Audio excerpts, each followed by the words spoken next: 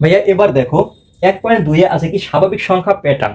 তো স্বাভাবিক সংখ্যা প্যাটার্নের কি মৌলিক সংখ্যা নির্ণয় করো। এখন দেখো মৌলিক সংখ্যাটা কি মূলত একের চেয়ে বড় যে সকল সংখ্যা, মানে একের চেয়ে বড় যে সব সংখ্যা রয়েছে এক ও ওই সংখ্যাটি ছাড়া অন্য কোনো গুণনীয়ক বা উৎপাদক নেই, সেগুলো কি মৌলিক সংখ্যা বলে। গুণনীয়ক মানে কি ভাইয়া? গুণনীয়ক মানে এক ও ওই সংখ্যাটি ছাড়া অন্য কোনো সংখ্যা দিয়ে ভাগ করলে ভাগফল কোনো পূর্ণ সংখ্যা যদি না আসে সেটা কি ভাইয়া মৌলিক সংখ্যা, মানে ভাগ করা যাবে না।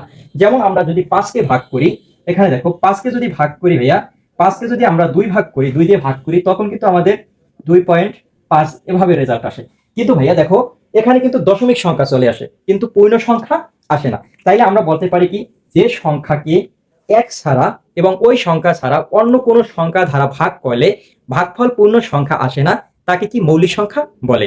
তাইলে ভাইয়া দেখো এখানে আছে কি ইরাটোস্টেনিক ছাঁকনির সাহায্যে মৌলিক সংখ্যা নির্ণয় করে একটা ছক আছে তোমাদের পাঠ্য বইয়ে। এই ছকটা তোমরা আসলে কিভাবে নির্ণয় করবে, মানে মৌলিক সংখ্যাটা খুব সহজে কিভাবে নির্ণয় করবে। এখানে ভাইয়া এক যেমন আছে কি প্রথমে এক, তো এককে আমরা মৌলিক সংখ্যা ধরবো না। কারণ কেন ভাইয়া, মানে বলছে কি এখানে দেখো একের চেয়ে বড় এবং ওই সংখ্যা যারা, যে সংখ্যাকে অন্য কোনো সংখ্যা দ্বারা বিভাজ্য মানে ভাগ করা যায় না, সেটি মৌলিক সংখ্যা। তাহলে এক আমরা আগে কেটে দিব। যে সংখ্যাটা মানে মৌলিক সংখ্যা নয়, যৌগিক সংখ্যা, সেটা আমরা আগে কেটে দিব। এখন দেখো এখানে আমরা আর একটা লাইন শিখতে পারি যে সকল জোড় সংখ্যা হলো যৌগিক সংখ্যা, শুধু ভাইয়া দুই বাদে। মানে কি সকল জোড় সংখ্যা, যেমন জোড় সংখ্যা যেগুলো আছে, জোড় সংখ্যা যত জোড় সংখ্যা আছে সব হলো কি যৌগিক সংখ্যা। কিন্তু ভাইয়া দুই, শুধু দুই যদি জোড় সংখ্যাও হয়, তবে দুই জোড় সংখ্যা হলো এটা কি সংখ্যা ভাইয়া? এটা হলো মৌলিক সংখ্যা। তাইলে আমরা বলতে পারি যে সর্বনিম্ন মৌলিক সংখ্যা হলো কি দুই। কারণ এক আমরা জানি এক আগেই কেটে দিয়েছি, তাহলে সর্বছোট মৌলিক সংখ্যা হলো কি ভাইয়া? দুই। তাইলে আমরা দুইটা মার্ক করি, এখানে দুইটা আমরা মার্ক করব। তারপরে ভাইয়া দেখো তারপরে মৌলিক সংখ্যা আছে কত? দুইয়ের পরে, দুইয়ের পরে মৌলিক সংখ্যা আছে তিন।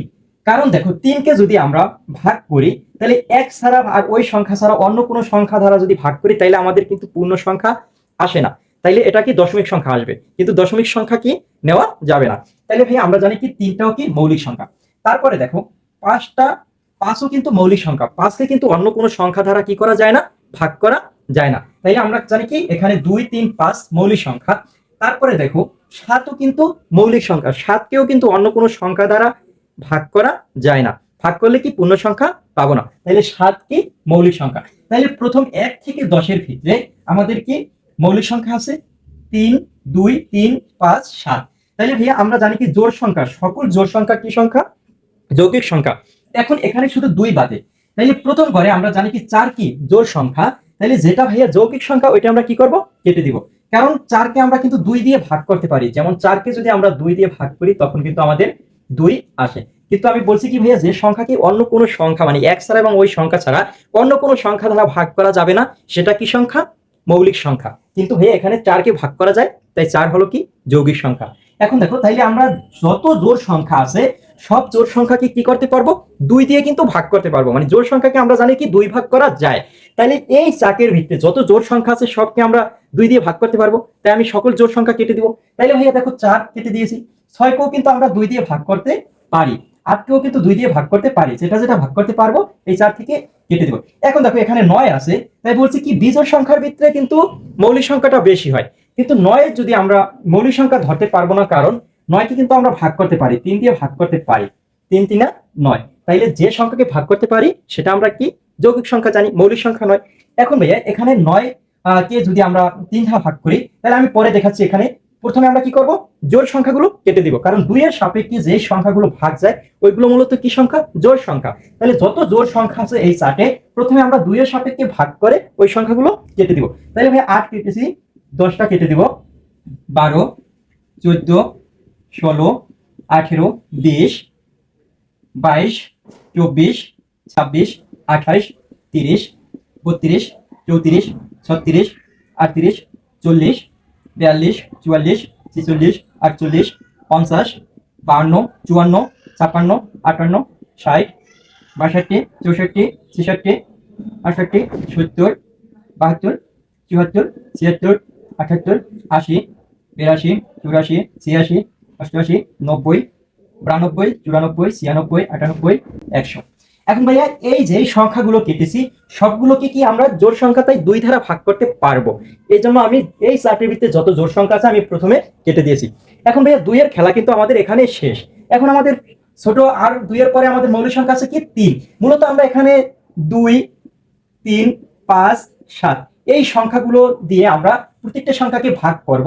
যেটার ভাগফল পূর্ণ সংখ্যা আসবে ওইটা হচ্ছে মানে যৌগিক সংখ্যা, আর যেটার ভাগফল ভাইয়া দশমিক আসবে ওইটা হচ্ছে কি মৌলিক সংখ্যা। তাহলে ভাইয়া এই সংখ্যা দ্বারা আমরা মূলত সবকটাকে ভাগ করব, বিভাজ্য করব। তাহলে দেখবো যে কোনটা আমাদের ভাগফল আসে সেটা আমরা কেটে দিব। এখন দেখো 3 এর সাপেক্ষে আমরা যদি ভাগ করি 3 দিয়ে কোন কোন সংখ্যাকে ভাগ করা যায় সেটি আমরা কেটে দিব। তাহলে ভাইয়া 3 দ্বারা আমরা 6 কে ভাগ করতে পারি, কাটা আছে। 9 কে ভাগ করা যায়, কেটে দিব। তারপরে 12 কাটা আছে। 15 কে ভাগ করা যায় 3 দিয়ে, কেটে দিব। তারপরে 18 কাটা আছে। 21 কে 3 দ্বারা ভাগ করা যায়, 21টা কেটে দিব। তারপরে 24 টা কাটা আছে। 27 কে 3 দ্বারা ভাগ করা যায়, কেটে দিব। তারপর 30 কে কেটে দিব, কাটা আছে অলরেডি। তারপরে ভাইয়া 33 কে কাটা যায় 3 দ্বারা। তারপরে 36 কাটা আছে। 39 কে ভাইয়া 3 দ্বারা ভাগ করা যায়। তারপরে ভাইয়া 42 কাটা আছে।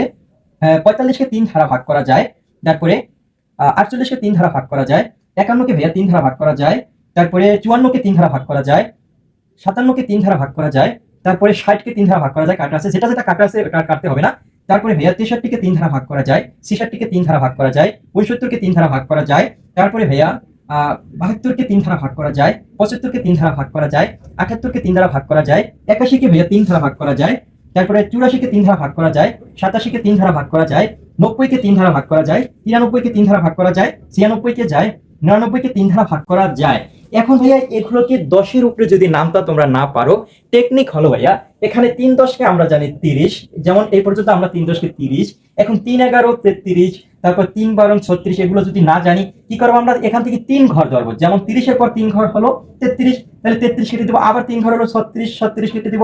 আবার 3 ঘর হচ্ছে 39 ভাইয়া। এভাবে আমরা কিন্তু 3 ঘর করে আমরা কেটে দিতে পারবো। এখন দেখো ভাইয়া আমাদের 3 এর খেলাও কিন্তু এখানে সমাপ্ত। এখন আমাদের কাছে কি 5, তাইলে 2 ধারা আমরা কেটেছি, তারপর 3 ধারা কেটেছি।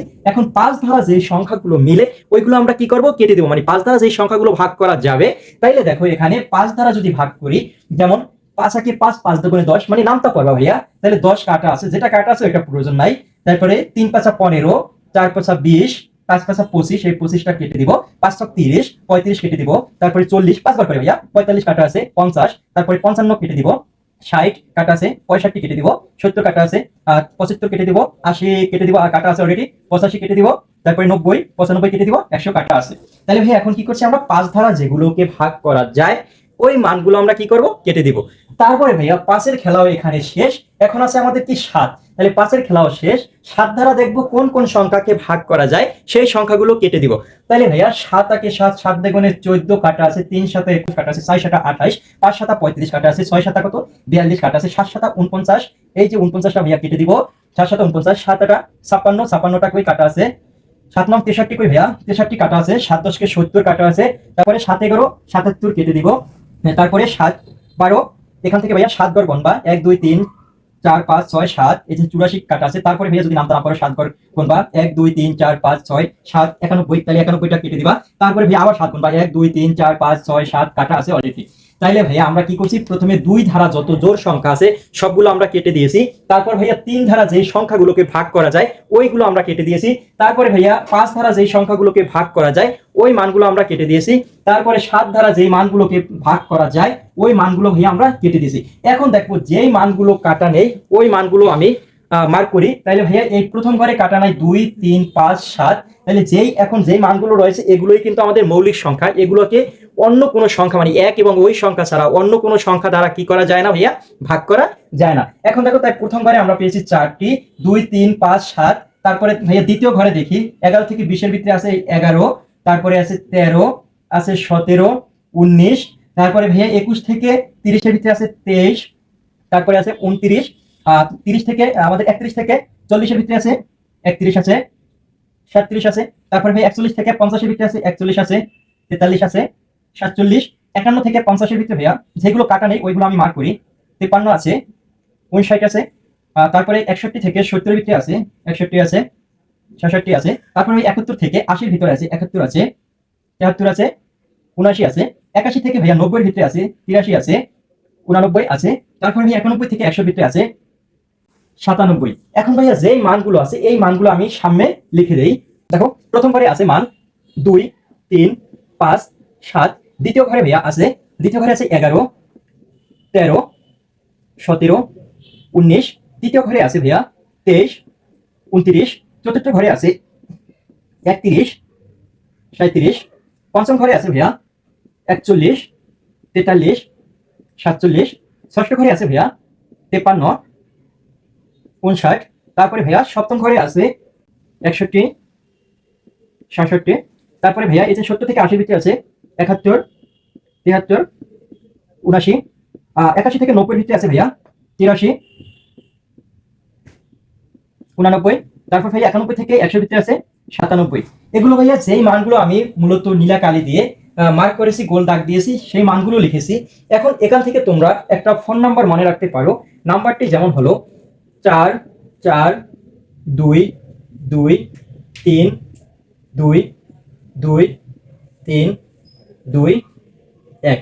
এটা তোমরা সিরিয়ালটা মনে রাখতে পারো। মানে 1 থেকে 10-এর ভিতরে মৌলিক সংখ্যা রয়েছে 6টি, 11 থেকে 20-এর ভিতরে মৌলিক সংখ্যা রয়েছে 4টি, 21 থেকে 30-এর ভিতরে মৌলিক সংখ্যা রয়েছে 2টি, 31 থেকে 40-এর ভিতরে মৌলিক সংখ্যা রয়েছে 2টি, 41 থেকে 50-এর ভিতরে মৌলিক সংখ্যা রয়েছে 3টি, তারপরে 51 থেকে 60-এর ভিতরে মৌলিক সংখ্যা রয়েছে 2টি, 61 থেকে 70-এর ভিতরে মৌলিক সংখ্যা রয়েছে 2টি, 71 থেকে 80-এর ভিতরে মৌলিক সংখ্যা রয়েছে 3টি, 81 থেকে 90-এর ভিতরে মৌলিক সংখ্যা রয়েছে 2টি। তারপরে ভাইয়া 91 থেকে 100-এর ভিতরে মৌলিক সংখ্যা রয়েছে 1টি। এখন এটা যদি যোগ করো তাইলে দেখো 4 আর 4 8, 8 আর 2 10, 12, 15, 15 2 17, 17 19, 19 আর 3 হলো ভাইয়া 22, 22 আর 2 24, 24 আর 1 কত 25।